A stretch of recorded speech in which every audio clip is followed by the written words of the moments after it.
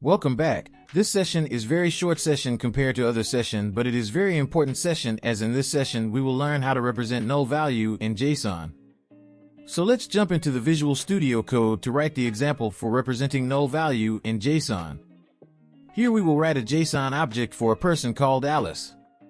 Name and age have specific values associated with them. Spouse, null indicates that Alice does not have a spouse. The null value here signifies the absence of a value for the spouse attribute. Children is an array containing objects representing Alice's children. Each child object has name and age attributes. Spouse, null is used when there is no applicable value for the spouse attribute. It distinguishes the absence of a spouse from having an actual value, example, a spouse's name. Using null is a convention in JSON to clearly indicate that a particular attribute or property has no assigned value.